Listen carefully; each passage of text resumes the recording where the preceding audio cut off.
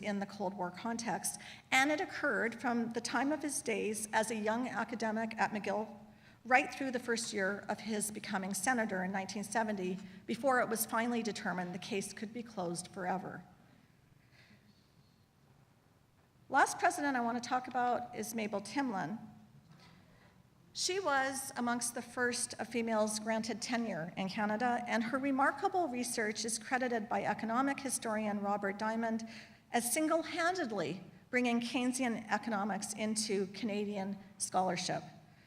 In 1959, Mabel Timlin became the first female president of the CPSA.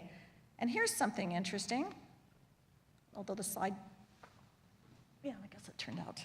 Okay.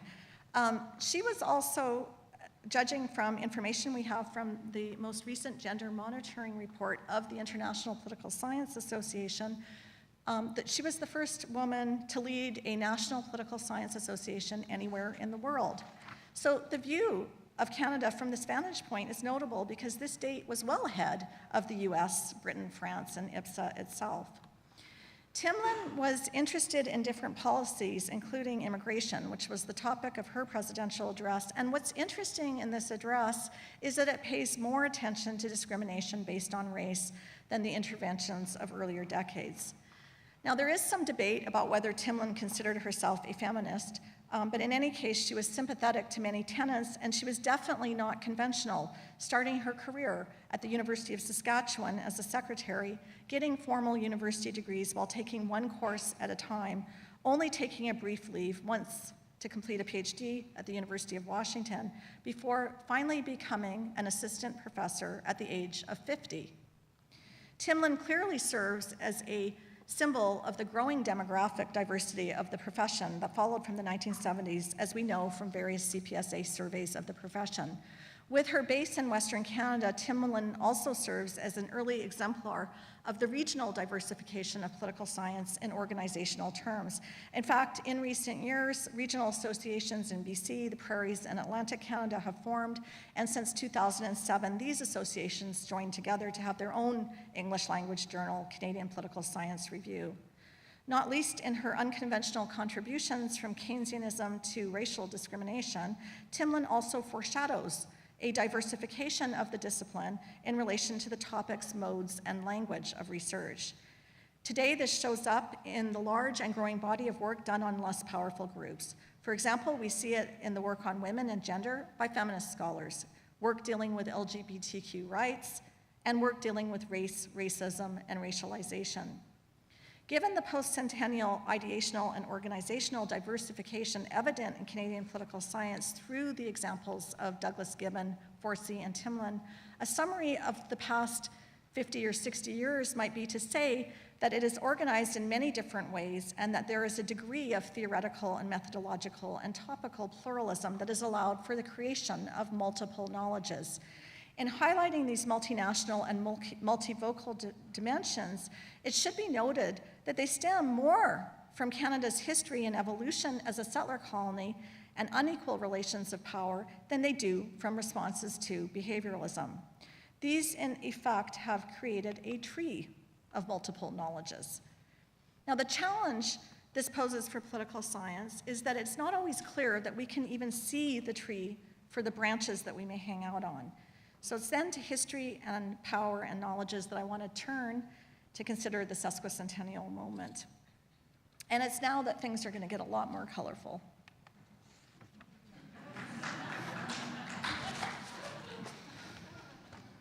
Okay, so that is Cree artist Ken Monkman's stunning 2016 painting, The Daddies, which reminds us with its insertion of a trickster drag queen amongst a familiar portrait of the Fathers of Confederation, that Indigenous representatives were not to be found amongst them. Monkman describes his work as a deliberate effort to have people reflect on the last 150 years in terms of Indigenous experience. And in his words, and I'll quote, "When I thought about it, I thought it includes the worst period because it goes all the way back to the signing of the treaties, the beginning of the reserve system, the legacy of incarceration, residential schools, sickness, the removal of children in the 1960s, missing and murdered women." So in making graphically visible that which has been absented and suppressed from the leading image of Confederation, I believe this painting provides great insight into the kinds of themes that I believe will increasingly confront us in the teaching and the research of Canadian politics in the decades ahead, just as they will confront the Canadian state. Whether we are prepared or not may really depend on how we engage with multiple knowledges. As I have narrated it, Canadian political science has become increasingly heterogeneous in organizational, ideational, and even demographic terms. We still act as if it has a core, otherwise we would not talk about it.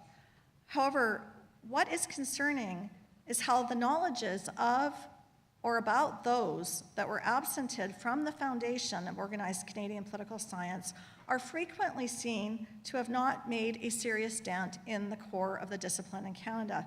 So in other words, there appear to be ideational hierarchies which may bring to mind the founding era of Canadian political science. And so consider the following.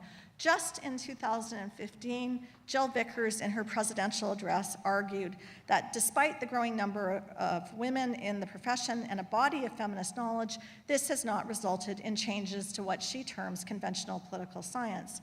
Erin Tully echoes this in relation to CPSA conferences, where work on gender appears to operate in a silo. Concerns are also voiced with respect to the place of other bodies of knowledge. Francois Rocher, addressing the period 1995 to 2005, finds that the knowledge produced by Francophone scholars, which analyzes more than Quebec, is not incorporated in English language articles or books dealing with Canada. This can produce a kind of cultural imperialism in which an entire body of scholarship is ignored in the representation of Canadian society. This year, in 2017, French language editor of Canadian Journal of Political Science, Revue Canadienne de Sciences Politiques, Jean-François Godbout, noted that the most cited article in English since the journal's inception has more than 4 times the number of citations as the most cited one in French. While he suggests reasons for publishing in French, he also notes that English-speaking political scientists cannot be relied on to cite in French.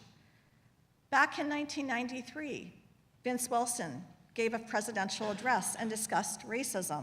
Still, even in the late 2000s and 2010s, Deborah Thompson and Nisha Nath were identifying gaps in how Canadian political science deals with race. Yet another example concerns Indigenous knowledge. Rona Kokanen has highlighted how reigning epistemological practices in the Western Academy have deep roots in modernity, colonialism, and liberalism, and work to exclude other epistemologies and ontologies, and in particular, Indigenous worldviews and philosophies. In Kokanen's striking words, and I'll quote, "At one time, colonial racial ideology postulated that Indigenous peoples were intellectually inferior. Now it is Indigenous epistemes that are considered inferior, not worthy of serious intellectual consideration." What really defines knowledge in Canadian political science? What counts as knowledge? This is, of course, a question that may have epistemological, methodological, and theoretical dimensions. It may have ideological dimensions.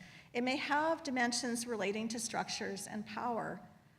But the reality is that what counts as knowledge, as well as what venues are valued in the dissemination of knowledge and who is served by knowledge, are all governed by choices.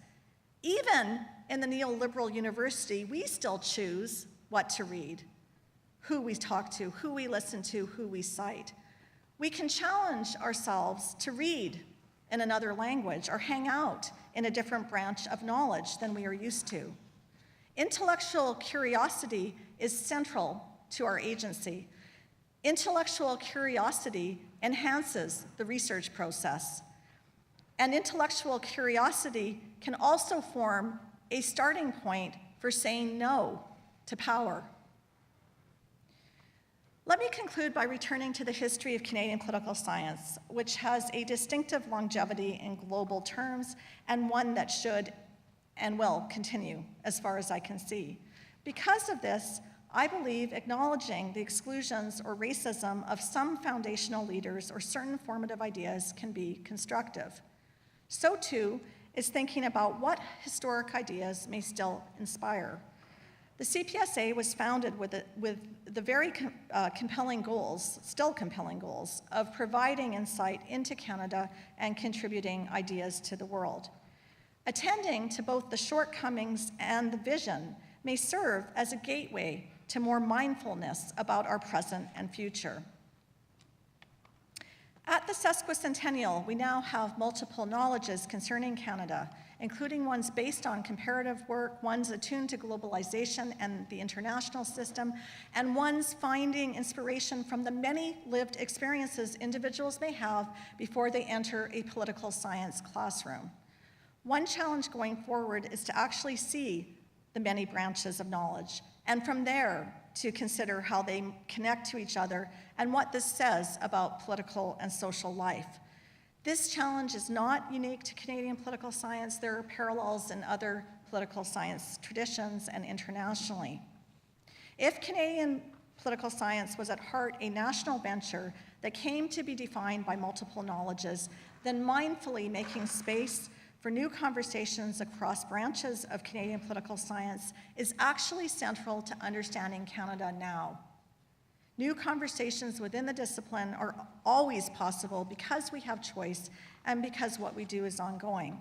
Collectively thinking about and enabling processes which may foster and reflect on such exchanges is actually very exciting. This is exciting. And if we can do it more consciously and better, this may even provide a roadmap for elsewhere.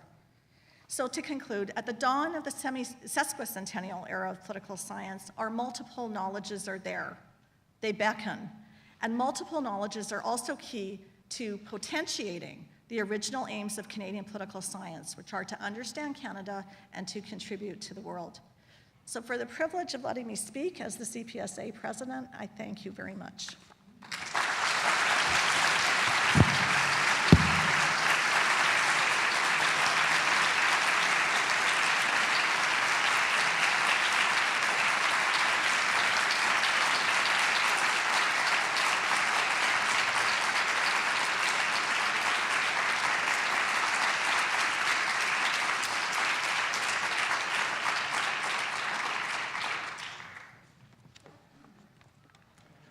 Okay, first of all, my name is Tim Niegut. And I'm Nisha Nath. And we have the great honor of saying a couple of words of thanks following Yasmin's talk, which I think has been a prime example of all the wonderful qualities that Abby mentioned at the start that have made Yasmin's contributions to the discipline so exceptional in terms of just the incisive qualities of the comments about the discipline, and also the sort of entertainment value, if you will, that came along with that. So when we were asked to say a few words after the talk, we both jumped at the opportunity because we both owe Yasmin a great debt of gratitude, both personally and professionally. And I'm sure the same is true of a lot of people in this room here. And there simply aren't enough opportunities to embarrass Yasmin with public statements of appreciation, so we took this one. Now, one of the immediate problems that we faced when we started talking about what we might mention and what we might want to highlight in terms of Yasmin's contributions to the discipline is that, of course, the list of her accomplishments is inconveniently long, which makes it very hard to compress that into a couple of short remarks and to do it justice. Certainly, her research contributions are exceptional. The service to the contribution, just the recent stint as president, just one of the many examples. So what we thought we would focus on, because both of us happen to be former PhD students of Yasmin's. I'm sort of the first one, and Nisha is the most recently completed PhD. So we have a bit of a unique vantage point, perhaps, on one aspect that might not be as visible in terms of Yasmin's contributions to the discipline, which is mentoring. And both of us, I think we agree that Yasmin has had a tremendous influence on our professional identities, who we are as political scientists, how we see the discipline, what we think we can achieve as political scientists, and how we try to go about the daily business of doing political science and how to engage with our own students. So that is, I think, one of the other legacies that Yasmin is creating in terms of the sort of face of the discipline. Now, one of the things that we did, so it's not just the two of us that sort of testify here as former students, we also polled other former PhD students, and every single one of them enthusiastically responded, which I think tells you something in and of itself about her qualities as a mentor and a supervisor. And one of the constants that sort of came up in many of the personal stories that people have shared about the difference that Yasmin has made, both on a personal level and a professional level, in their own lives, the tangible differences. One of the constants was sort of this emphasis on Yasmin's open-minded approach to the discipline. Obviously, she's somebody who's been pushing the boundaries of the discipline, what it means to be a political scientist, encourage us to hang out on different branches of the tree of political science, right? And that is something that I think has shaped certainly our sort of understanding of the discipline and how we can approach this enterprise. And it's just been an inspiring model, right? To the ability to move the boundaries of the discipline, to integrate new areas of research, and to somehow fashion this into a whole that makes sense, right? And explains and tells us something about the society we live in and the discipline we engage with that we didn't quite see that way before.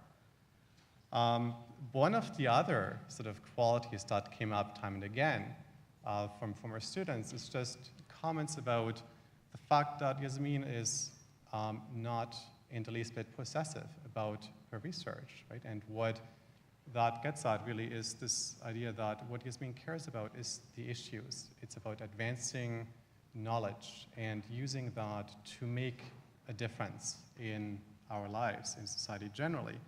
And it's not about owning an issue or a research agenda. And one of the expressions of that, I think, and one of the examples is that she's been exceedingly generous in inviting students to collaborate with her. Right? So I mean, from a personal example here, one of the sort of first pieces I did and had the privilege to be invited to do with Yasmin was a piece that came out about a decade and a half in the Canadian Journal of Political Science on constitutional politics. And this was Yasmin inviting me into a project that really sort of she had thought of before. Right? So it's an exceedingly generous approach to inviting students to collaborate with her and to sort of trust in their ability to contribute to the project in equal measure. And that sort of gets to sort of related point on trust, which is that Yasmin has been able to strike this very tricky balance in supervision between autonomy and guidance in a way that I certainly wish I could emulate.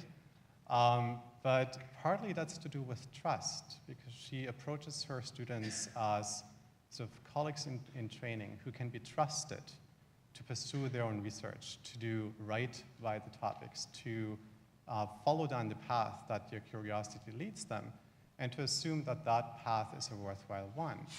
All the while, being available when needed with advice, with cautions, with swift kicks in the butt when necessary, and with encouragement, and always support.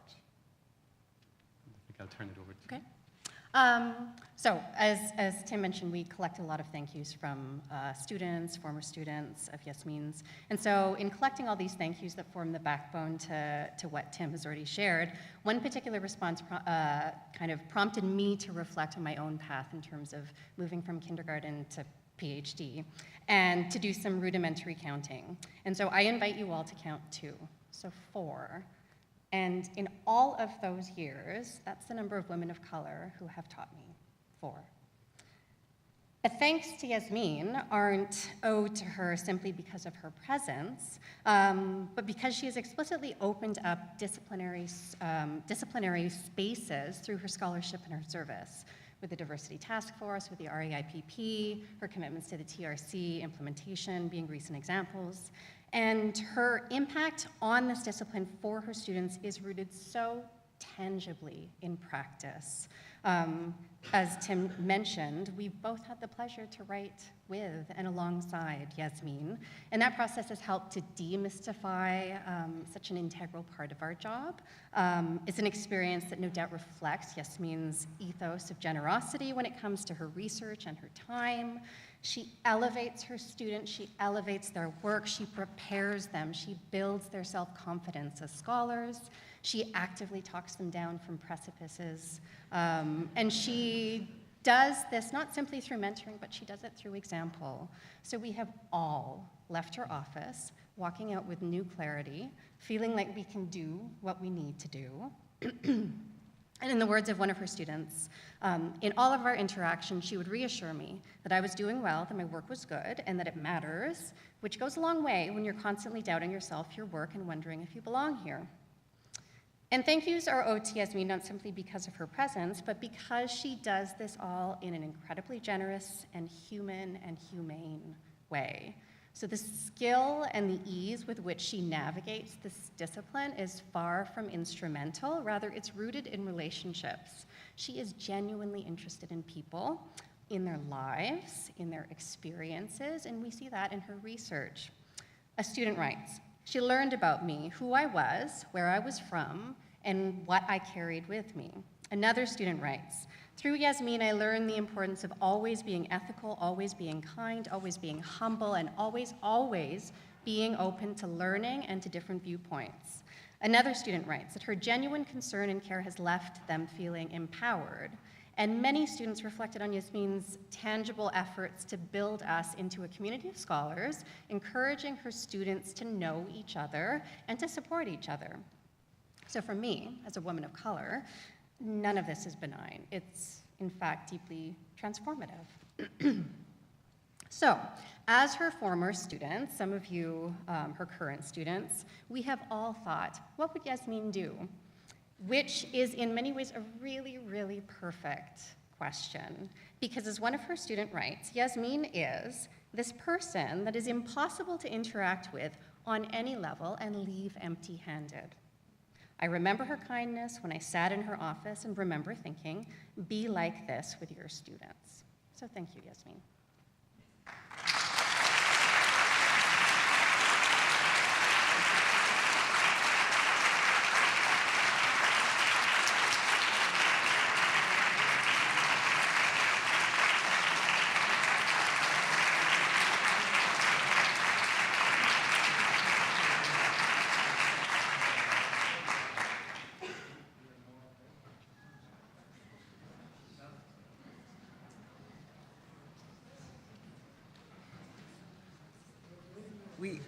We don't have any further programming at this point, except to invite everyone to the President's reception. So we'll see you all there. Thank you.